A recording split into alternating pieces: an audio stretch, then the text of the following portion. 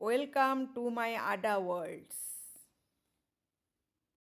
Hello বন্ধুরা, আজকে আমি তোমাদের সাথে কিভাবে রাগি কাবাব বানাতে হয় সেটা শেয়ার করছি।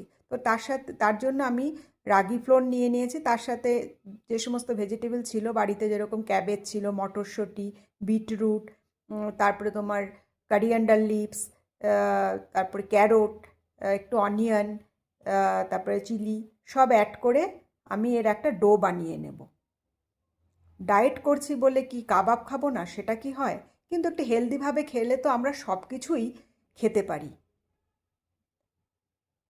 দেখো, তারপরে আমি এরকম করে তোমার কাবাব শেপ বানিয়ে ডোটাকে পুরো কাবাব শেপ বানিয়ে নিলাম।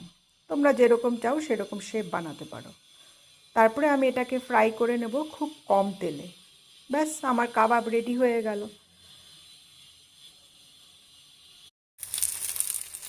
দেখো, আমি ফ্রাই করে নিচ্ছি খুব সামান্য তেলে। আমি এখানে অলিভ অয়েল ইউজ করেছি। কি সুন্দর লাগছে না দেখতে?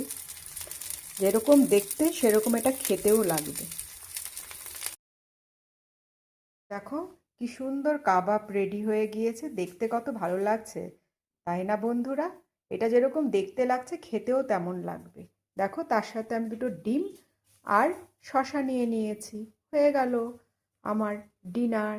থ্যাংক ইউ বন্ধুরা, বাই বাই।